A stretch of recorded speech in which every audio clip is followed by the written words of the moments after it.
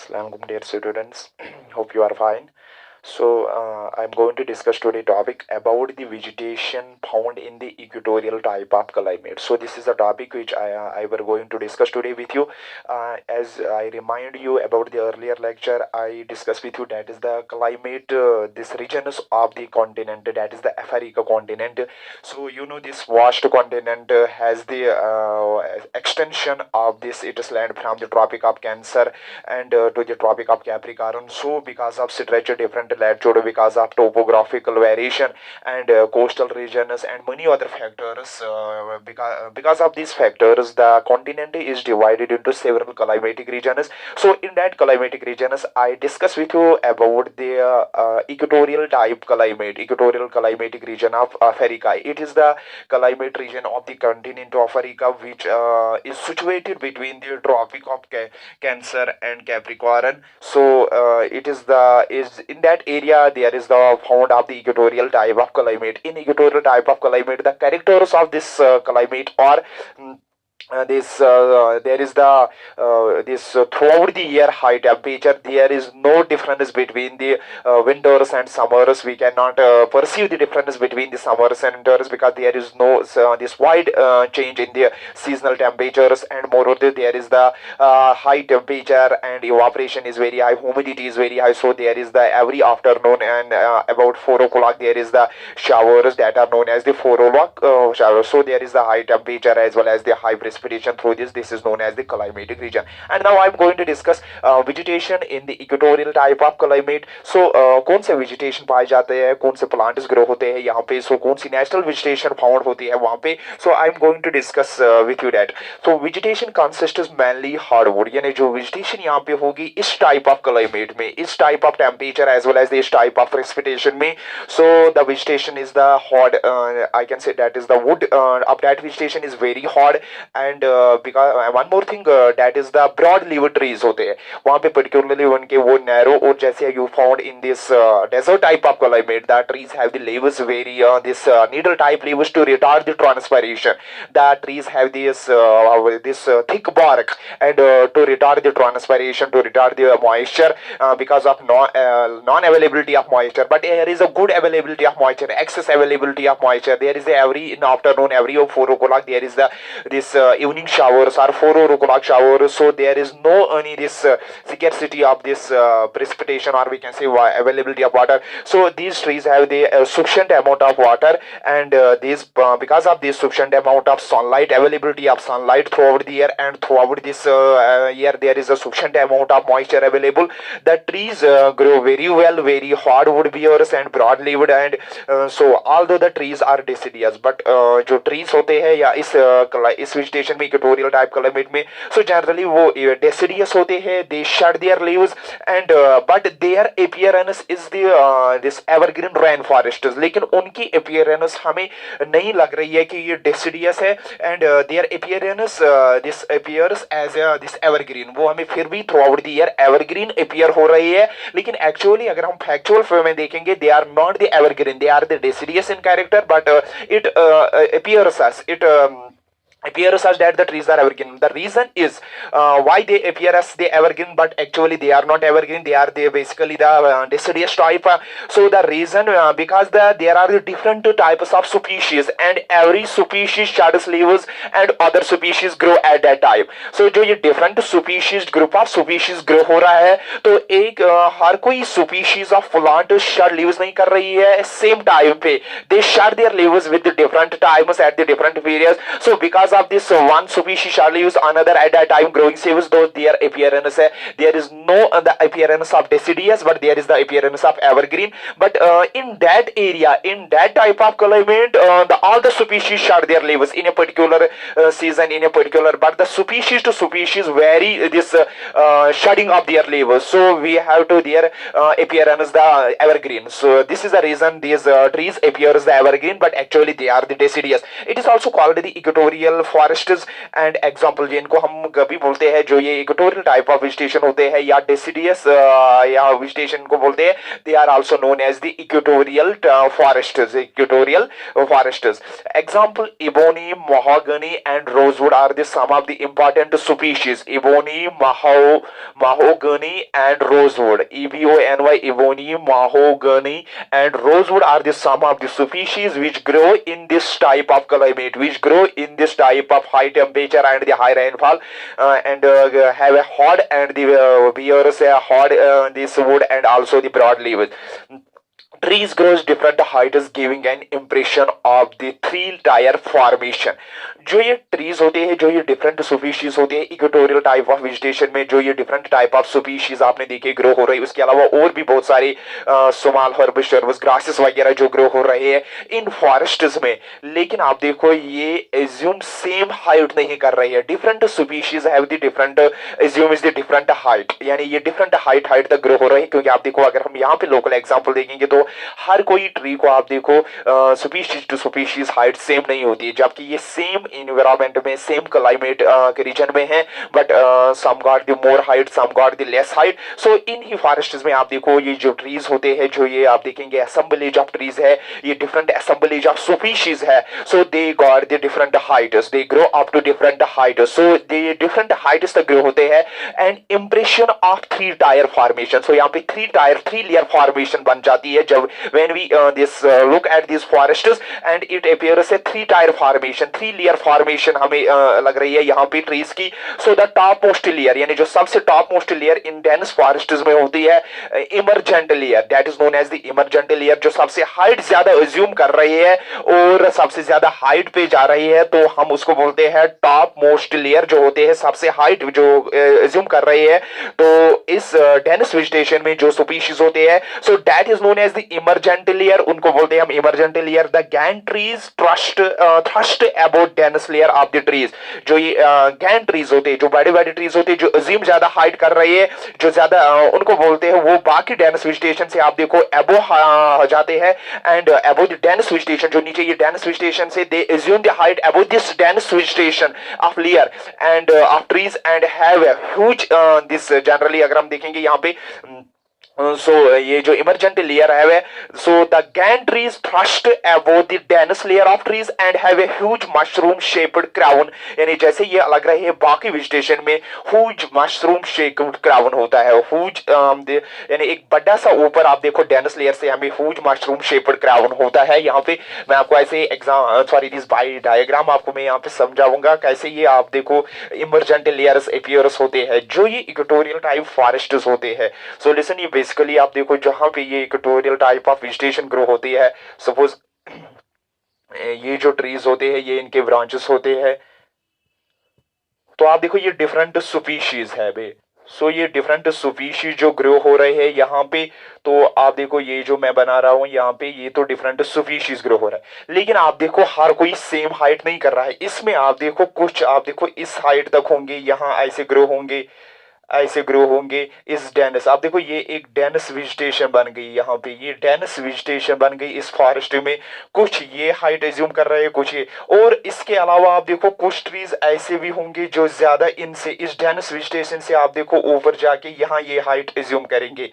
तो ये वो वेजिटेशन है. तो एक 3 लेयर वाली आप देखो हमें फॉर्मेशन मिल रही है. तो ये जो 3 लेयर टायर फॉर्मेशन है, एक फॉर्मेशन यहाँ पे कुछ लेयर है, और जो ये आप देखो ये टायर फॉर्मेशन यहाँ पे है, और एक यहाँ पे है, और ये एक यहाँ नीचे है. तो ये 3 टायर फॉर्मेशन बन जाती है इस डेंस वेजिटेशन में. सो जो बेटा आप देखो कुछ ट्रीज खाली यहाँ तक फैले हुए हैं और कुछ नीचे यहाँ तक फैले हुए हैं, कुछ ऊपर सबसे इन डेंस वेजिटेशन से ऊपर जा चुके हैं. वही तो मैंने आपको यहाँ पे नीचे बोला. सो यहाँ पे भी लिखा the top most layer is emergent layer. So ये टॉप मोस्ट लेयर जो होती है इसको बोलते हैं हम इमरजेंट लेयर. सो डेंस वेजिटेशन में आप देखो वो प्लांट्स, वो स्पीशीज जो सबसे ज्यादा हाइट एज्यूम कर रहे हैं बाकी डेंस वेजिटेशन से. तो आप देखो ये बहुत ज्यादा डेंस वेजिटेशन है.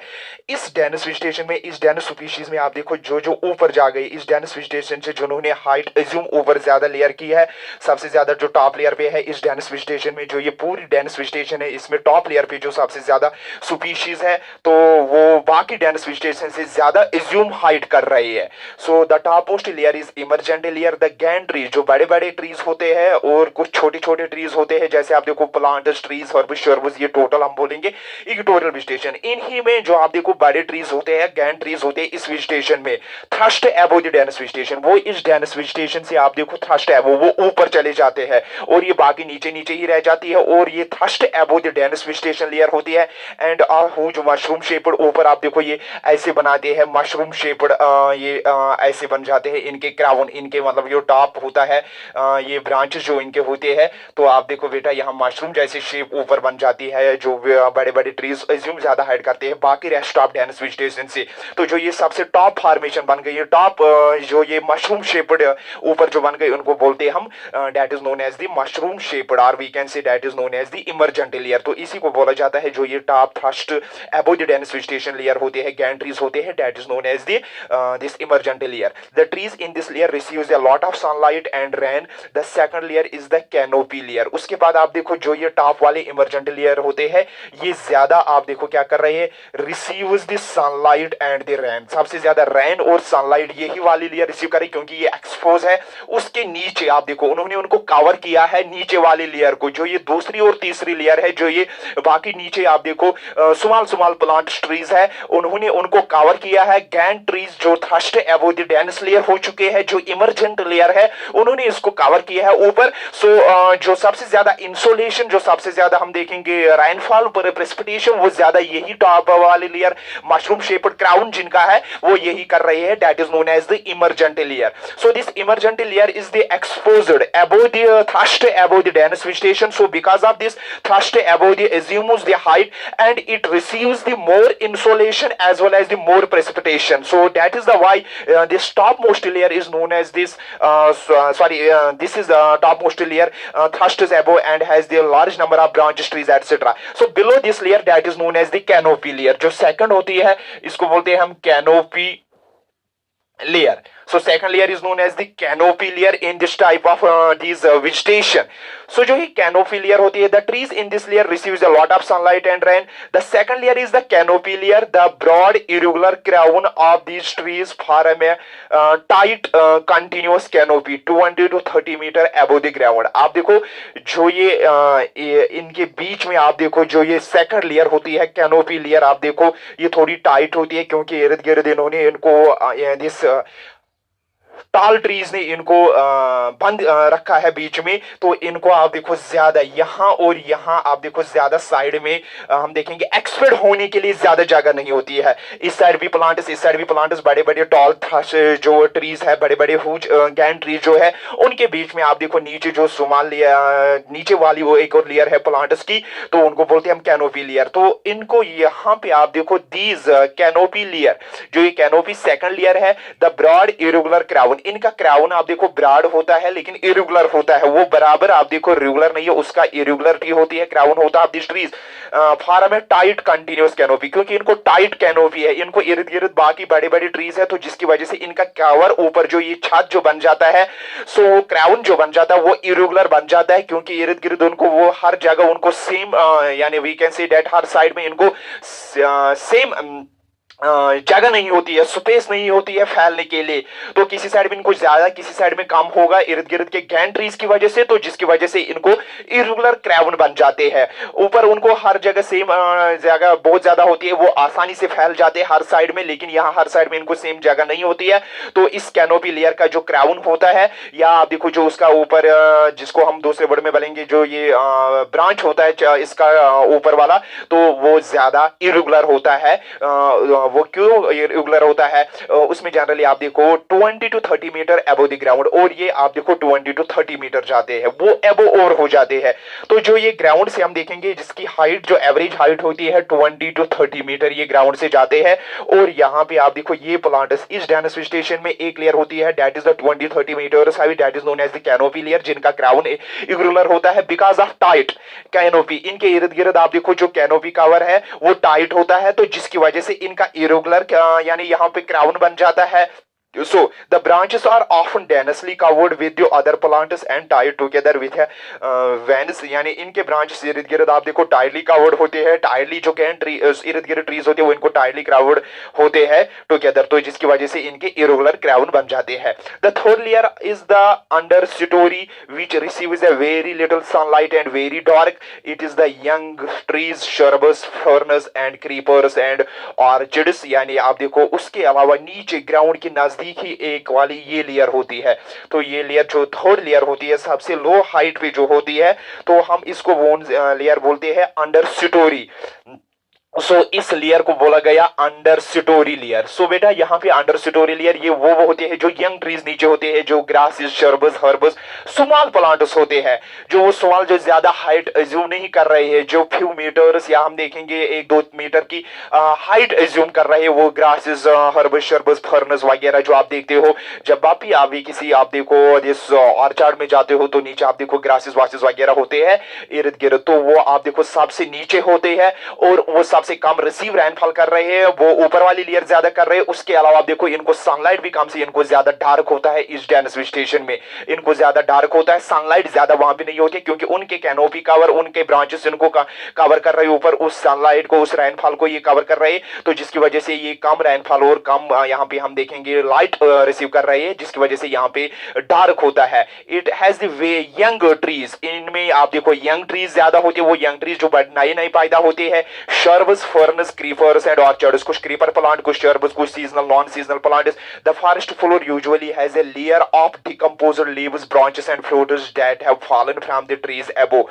So जो नीचे आप देखो फॉरेस्ट फ्लोर में जो नीचे आप देखो जिसपे ये जमीन पे खड़े होते हैं, सपोज ये नीचे आप देखो फॉरेस्ट फ्लोर यानी सॉइल जो है नीचे, तो इस सॉइल में आप देखो ये प्लांट्स ग्रो हो चुके हैं, तो इसको बोलते हैं हम forest floor. Forest floor mean simply आप देखो जिस लैंड पे ये प्लांट्स वेजिटेशन ग्रो हो चुकी, that is known as the forest floor. तो इस फॉरेस्ट फ्लोर पे आप देखो ह्यूमस बहुत ज्यादा होता है, अवेलेबिलिटी. क्यों? Because of this fallen leaves, fallen fruits and money other branches वगैरह एटसेट्रा.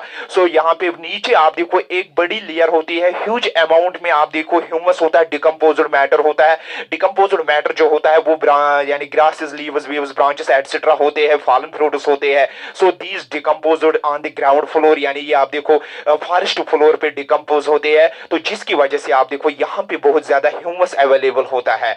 सो इस नीचे वाली लेयर से नीचे आप देखो, नीचे आप सिंपली आपको पता है that is the forest floor. The forest floor usually has a layer of decomposed. Actually ये जो नीचे फॉरेस्ट फ्लोर होता है, जो ये नीचे सॉइल होती है जिसपे ये प्लांट्स लगे हुए होते हैं, एक्चुअली इस फॉरेस्ट फ्लोर को इस सॉइल के ऊपर आप देखो एक लेयर होती है, एक किसकी लेयर बन चुकी है, इस सॉइल के ऊपर एक लेयर बन चुकी होती है.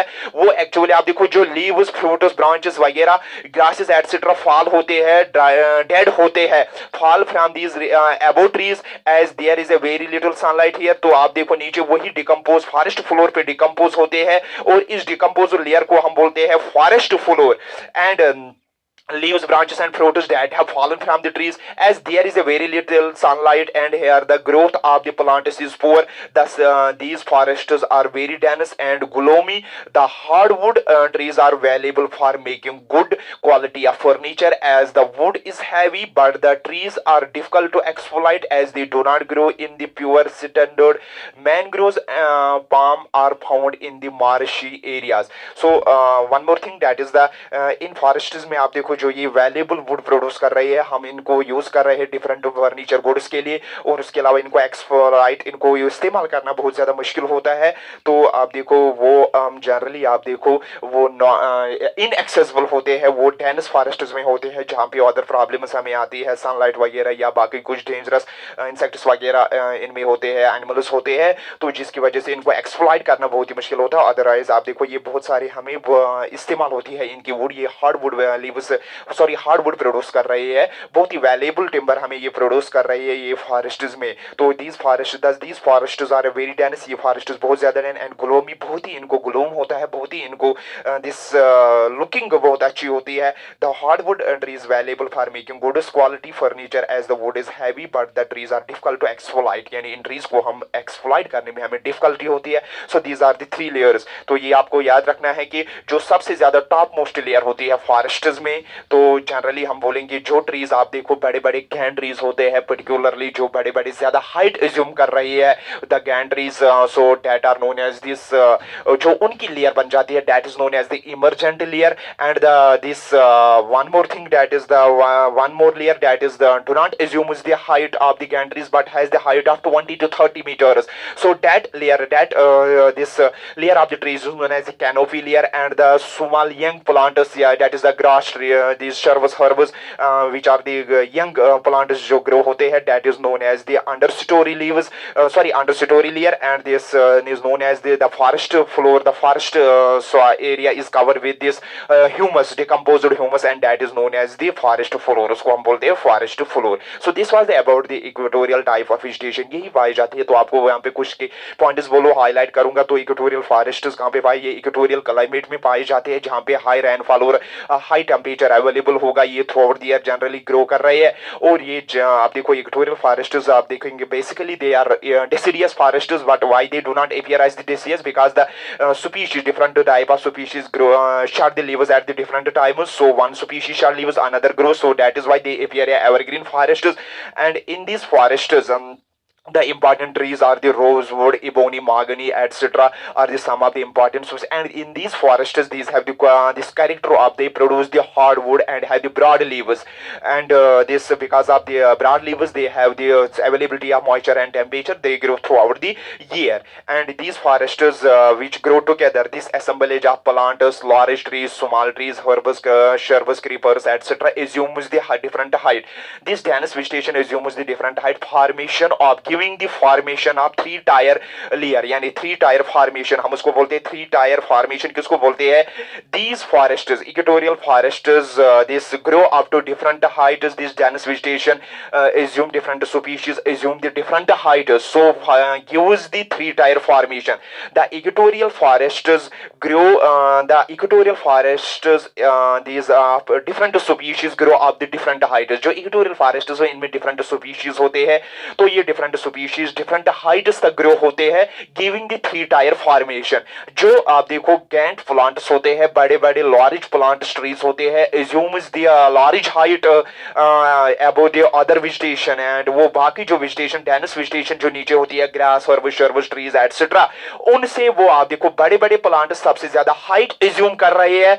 and this forms this top, and the top layer of this gant trees forms the mushroom shaped crown. and this layer, this mushroom shaped crown layer formed by this top and the gant trees, this is known as the growing above the dense vegetation. जो बाकी dense vegetation से above grow होगा, this is known as emergent layer. and below the emergent layer there is the canopy layer growing from the ground 20 to 30 meters of the plant. जो plants आप देखो सबसे ज्यादा height नहीं कर रहे, जो 20 to 30 meters के हाइट पे ग्रो कर रहे, उसको बोला जाता है canopy layer. The canopy layer has the crown. जो कैनोपी लेयर में प्लांट्स ग्रो होते हैं जो सबसे ज्यादा हाइट नहीं कर रहे, बल्कि नीचे टॉप लेयर से यानी इमर्जेंट लेयर से नीचे जो लेयर प्लांट्स तक ग्रो होते हैं, तो उससे थोड़े नीचे ही कम हाइट पर ग्रो होते हैं, तो हम उनको कैनोपी लेयर फॉर्मेशन होते हैं. कैनोपी लेयर के क्राउन का जो प्लांट्स का क्राउन होता है वो इरेगुलर होता है, क्योंकि टाइट कैनोपी है इर्द गिर्द बाकी प्लांट्स है, तो जिसकी वजह से उनको स्पेस इर्द गिर्द होती है, वो ज्यादा आप देखेंगे दिस यानी फैलते नहीं है, इरेगुलरली फैलते.